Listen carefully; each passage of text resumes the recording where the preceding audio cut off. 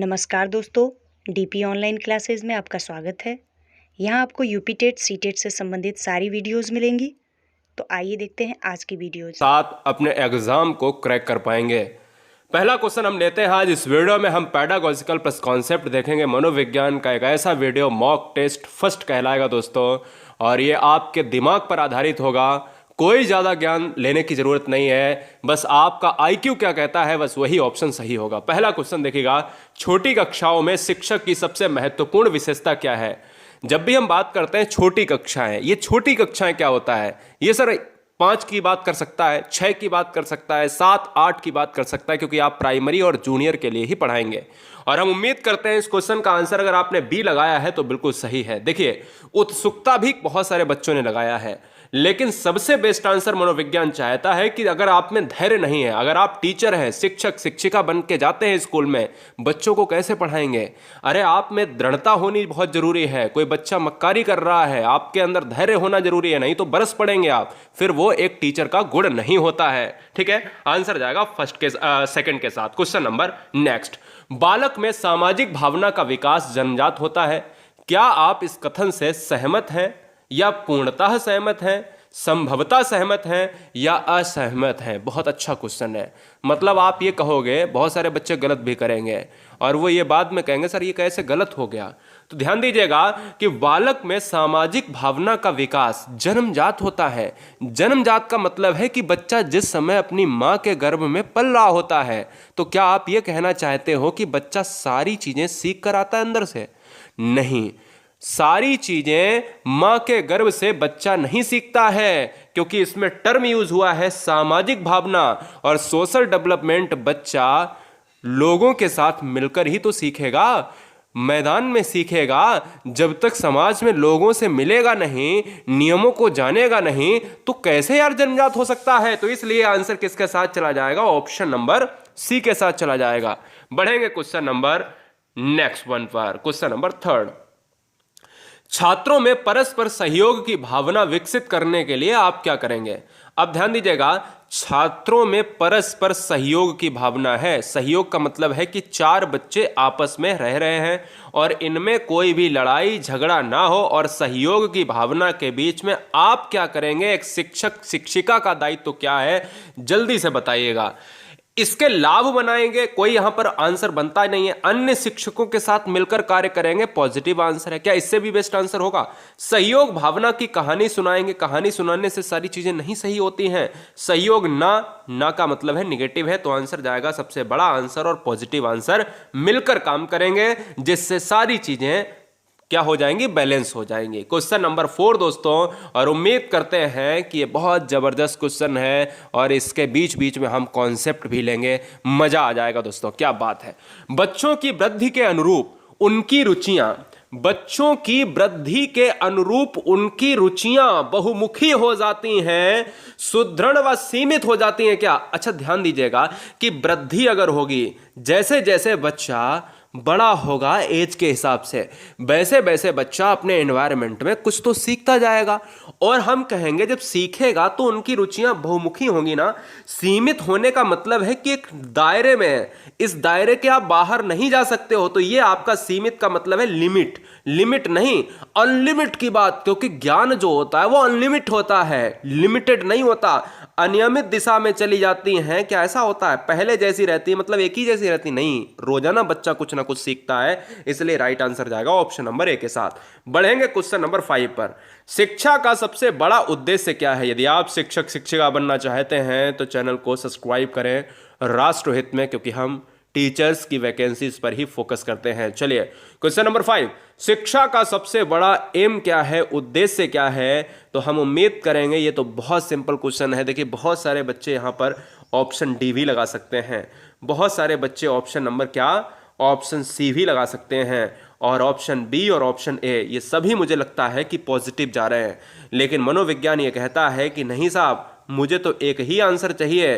तो जो बच्चे ऑप्शन नंबर क्या लगा रहे हैं, अगर आप बी लगा रहे हैं तो बिल्कुल सही है, ज्ञानार्जन कर सकें। देखिए, हर कोई धन कमा सकता है, व्यापारी भी धन कमा सकता है, अनपढ़ व्यक्ति भी धन कमा सकता है, लेकिन शिक्षा अगर वर्ड यूज है तो वो एजुकेशन से रिलेट करेगा, ज्ञानार्जन करेगा। बेहतर जीवन तो हर कोई व्यक्ति कर सकता है, चाहे व्यापारी हो, चाहे वकील हो, चाहे कोई भी हो, ठीक है ना। इसलिए आंसर बी जाएगा दोस्तों। और बढ़ेंगे क्वेश्चन नंबर 6 पर। एक बालक को संतुलन, सुधरेपन और स्वच्छता का अनुपालन करता है। एक बालक यानी क्या करता है? सुधरेपन का, जो सोशल डेवलपमेंट की हम बात करते हैं हमेशा, हम कहते हैं कि कोई बच्चा आपके समाज में है और वो पहले से क्या है, बड़ा अच्छा व्यवहार करता है, बिहेवियर बदल गया है उसका, स्वच्छता का अनुपालन करता है, वह किसका जो है सूचक है? तो आप कहोगे सर कि ये सर लड़का बहुत अच्छा है, कहीं ना कहीं इसमें वो पहले वाली बात नहीं है, जो पहले गलत काम करता था अब तो बहुत सारा कुछ सीख गया है। तो मैं कहूँगा कि आप उसकी प्रशंसा कर रहे हैं। आप किसकी प्रशंसा कर रहे हैं? क्योंकि उसने बैलेंस बनाया है अपने समाज में, सुधरेपन में बैलेंस बनाया है, स्वच्छता के प्रति उसने ध्यान दिया है, उसका पालन करता है और सारे सामाजिक नियमों को मानता है। क्वेश्चन नंबर 7, बच्चों में व्यक्तिगत शैक्षिक विभिन्नता का प्रमुख कारण क्या है? जो व्यक्तिगत यानी हम ऑटो की बात करते हैं, सेल्फ की बात करते हैं, वो शैक्षिक विभिन्नता जो हमारे डिफरेंसेस हैं किसमें? एजुकेशन में, वो कारण है दोस्तों। जल्दी से बताइएगा। तो हम कहेंगे सर सिंपल सी बात है कि वंशानुक्रम और वातावरण अगर मुझे मिल जाएगा ना तो मैं वही ऑप्शन ठोक दूंगा, क्योंकि वंशानुक्रम का मतलब होता है हेरिडिटी और एनवायरनमेंट का मतलब वातावरण, या वातावरण का मतलब एनवायरनमेंट होता है। और जब यही दोनों मिलते हैं तो हम ये कह सकते हैं कि एक व्यक्ति का अच्छा सामूहिक विकास होता है। आंसर जाएगा किसके साथ? डी के साथ। चैनल को सब्सक्राइब करें राष्ट्र हित में, और हर बहन हर भाई हर क्वेश्चन को तोड़ते जाएं और उड़ाते जाएं। क्वेश्चन नंबर 8, अध्यापक कक्षा में प्रवेश करते ही छोटे छोटे प्रश्न पूछता है। जैसे कल आपको अध्यापक का पद मिलता है या कोई भी बहन अध्यापिका बनती है तो वो कल को स्कूल में जाती है पढ़ाने के लिए, जाता है पढ़ाने के लिए, और आप क्या करते हो कि बच्चों के साथ एक ऐसा बिहेवियर करते हो कि जैसे ही आप क्लास में घुसते हो और छोटे छोटे बच्चों से प्रश्न पूछने लगते हो, वह बच्चों का कौन सा परीक्षण कर रहा है? यानी आप जो है कौन सा परीक्षण कर रहे हैं या कर रही हैं? तो मैं कहूँगा सर अगर आप छोटे से क्वेश्चन पूछ रहे हैं जिनका जवाब बच्चा तुरंत दे सकता है तो वो मौखिक परीक्षण होगा। क्योंकि मैं अगर आपसे कहूँगा, बच्चों से अगर मैं ये कहूँगा कि भारत का राष्ट्रपति कौन है तो बच्चा तुरंत से जवाब देगा, भारत का प्रधानमंत्री कौन है तो तुरंत से जवाब देगा, तो वो मौखिक परीक्षण हो गया। समझ रहे ना? तो इसलिए राइट आंसर जाएगा ऑप्शन नंबर ए के साथ, ओरल के साथ। क्वेश्चन नंबर 9 से क्वेश्चन 4 बनेंगे और ये चारों क्वेश्चन मनोविज्ञान के किससे हैं? मनोविज्ञान से टॉपिक से लिए हैं। पैडागोजी का क्वेश्चन नहीं है, कॉन्सेप्ट का क्वेश्चन है। इन चारों क्वेश्चन को ध्यान देना। इन 4 में से एक क्वेश्चन हमेशा पूछा जाता है। क्या पूछा जाता है? कभी तो यह कह देता है कि मनोविज्ञान आचरण तथा व्यवहार का यथार्थ विज्ञान है, यह किसने कहा?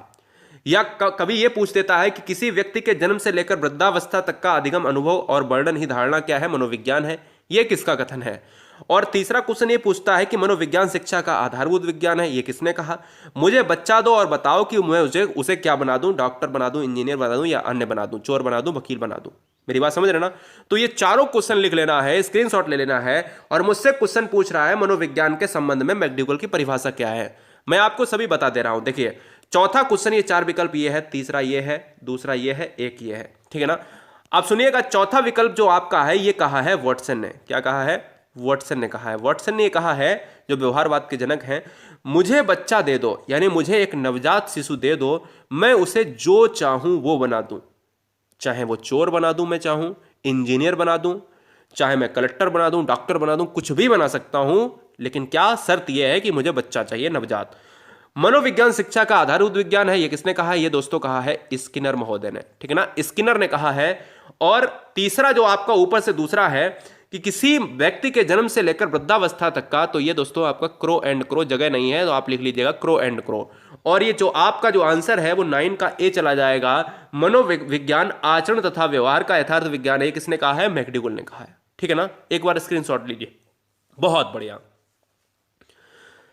स्क्रीनशॉट ले लिया होगा। हम उम्मीद करते हैं कि आगे हम चलेंगे और क्वेश्चंस को हम ब्रेक करेंगे, ठीक है? तो ये परिभाषा आपकी क्या हुई? मैकडूगल की, यानी option number A is right answer. Question number 10, गेस्टाल्टवाद का जन्मदाता किसे कहा जाता है? तो मैंने आपसे ये बोला कि गेस्टाल्टवाद एक ऐसा संप्रदाय था जिसने पूर्ण आकृति, पूर्ण समाकृति पर विवेचना करी और गेस्टाल्टवाद के जानने वाले कोहलर, वर्दीमर, कोफ्फा ये सारे थे। लेकिन मैक्स वर्दाइमर को गेस्टाल्टवाद का जन्मदाता कहा जाता है। ऑप्शन जाएगा ए के साथ। क्वेश्चन नंबर 11, अधिगम को अप्रभावित करने वाला कारक कौन सा है गाइस? तो याद रखिएगा कि अधिगम को अगर अप्रभावित करेगा तो क्या करेगा? क्या बुद्धि नहीं करेगा? अप्रभावित समझिएगा पहले। प्रभावित का मतलब है कि कोई भी चीज आपको प्रभाव में डाल रही है, कोई भी चीज आपके ऊपर इफेक्ट डाल रही है, नकारात्मक हो या सकारात्मक हो। लेकिन एक ऐसी चीज बताओ जो अप्रभावित कर रही है, जो तो ना तो सकारात्मक और ना ही नकारात्मक इफेक्ट डाल रही है। अधिगम का मतलब समझ रहे हो? जब भी कोई चीज आप सीख रहे हो, सीखने में कोई भी आपको परेशानी नहीं है, कोई भी अप्रभावित नहीं कर रहा है कारक, तो वो जाएगा दोस्तों ऑप्शन नंबर सी के साथ। देखिए, बुद्धि अप्रभावित करती है। हमारी बुद्धि आपसे भिन्न है।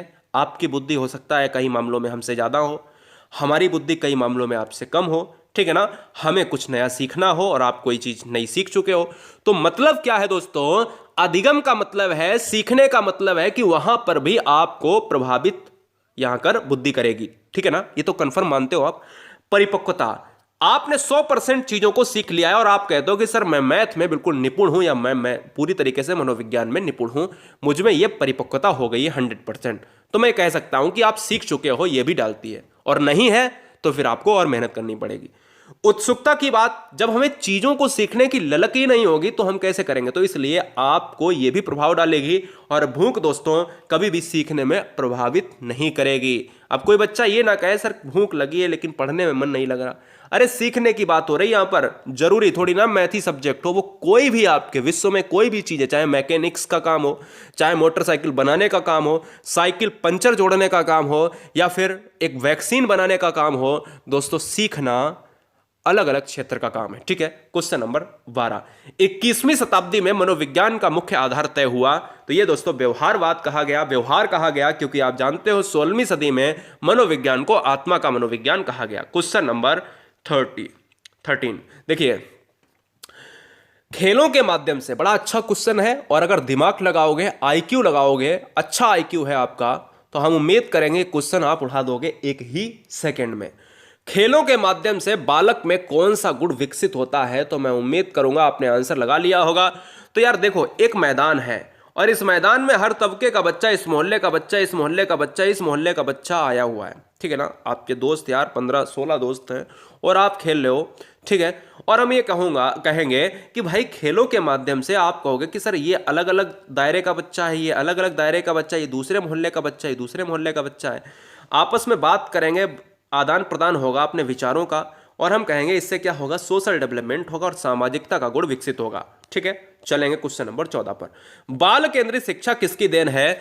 तो हम ये कहेंगे सर कि बाल केंद्रित शिक्षा, चाइल्ड सेंटर्ड शिक्षा, एजुकेशन की हमसे बात कर रहा है। कह रहा है कि यार देखो, जब भी हम वर्तमान प्रेजेंट टाइम में हम बालक को शिक्षा देंगे तो ये बताओ केंद्र में कौन रहेगा?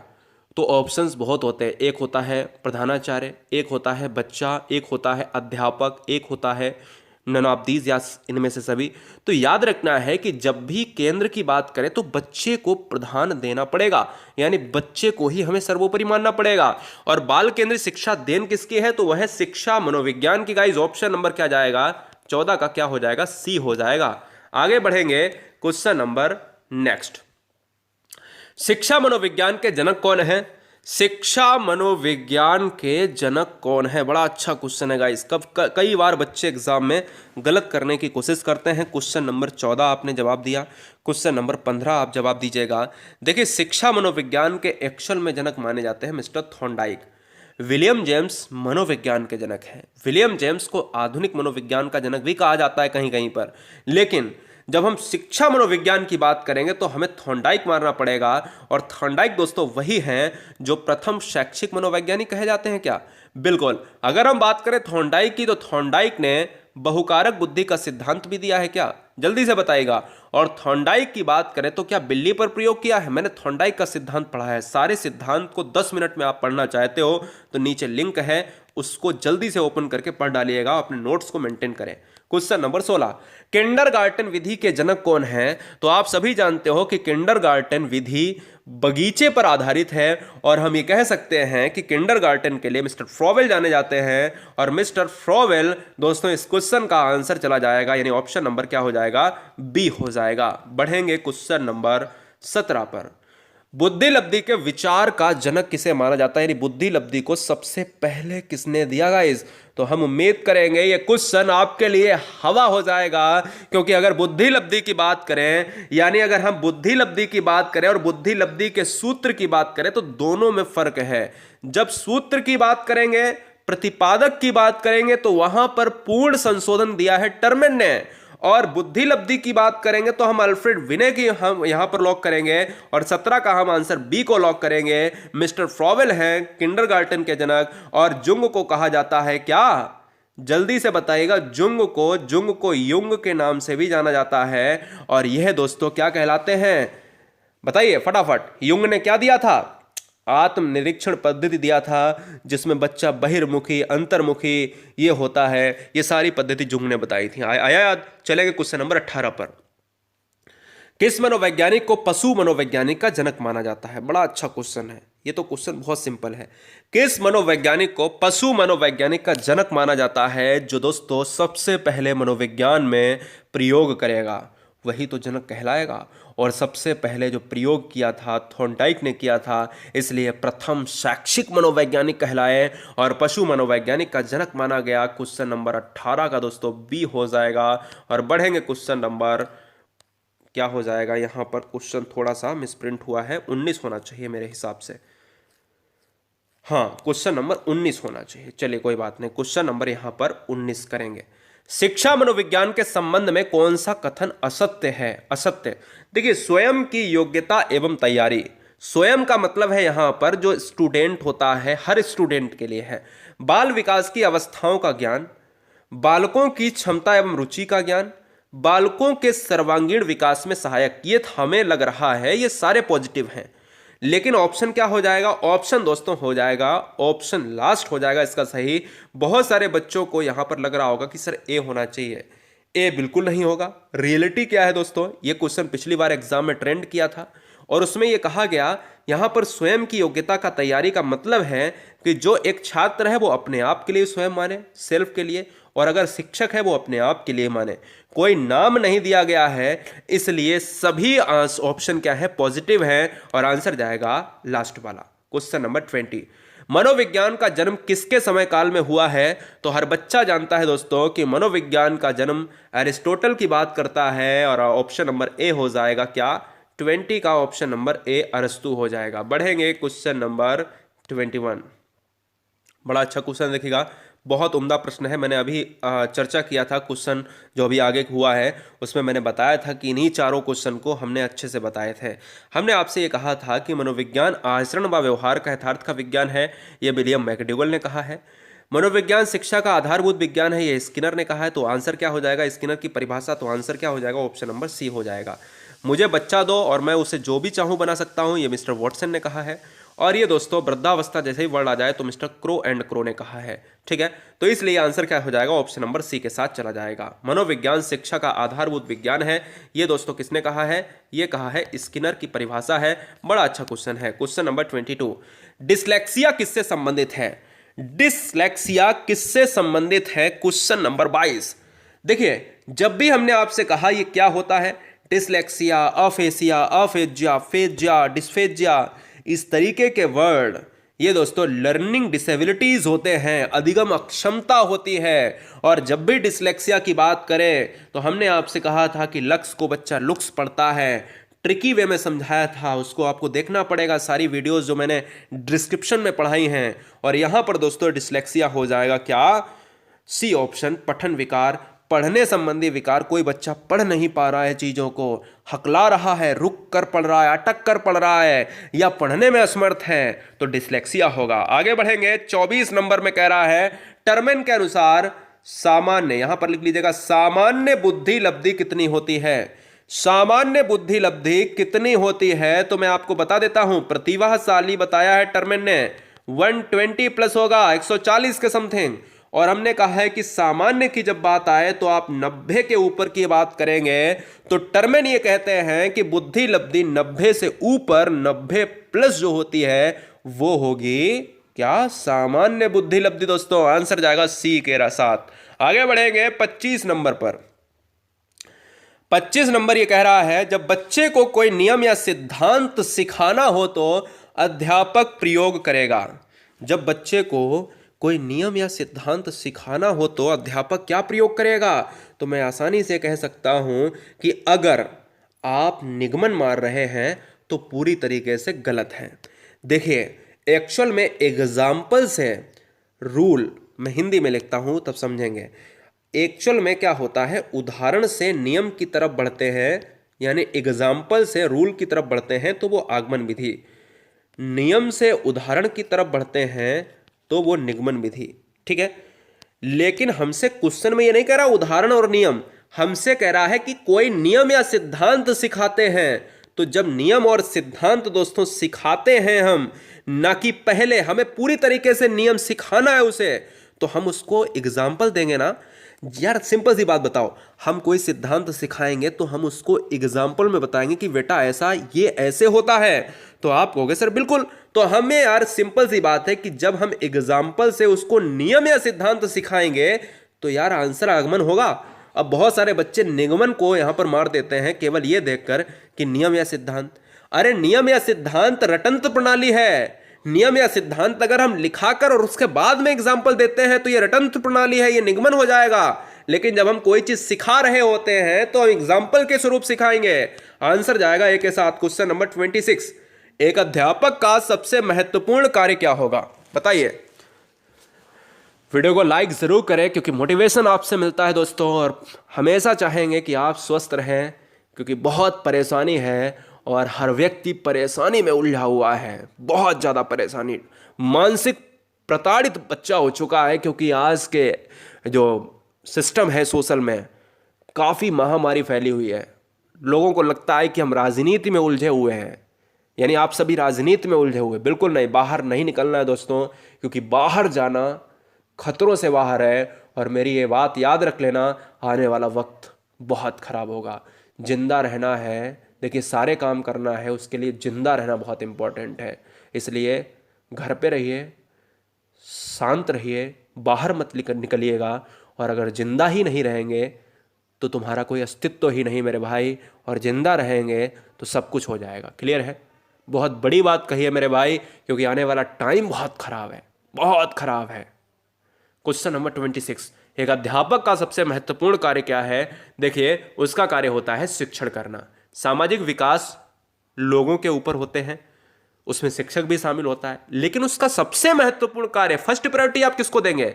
अरे शिक्षक का कार्य वकालत करना थोड़ी ना है, शिक्षक का कार्य लोहार वाला थोड़ी ना है। शिक्षक का कार्य है शिक्षण करना, यही तो पूछ रहा है। अनुशासित नहीं करना, निगेटिव हो जाएगा। डंडे के बल पे आप अनुशासित कर सकते हैं लेकिन पढ़ा नहीं सकते।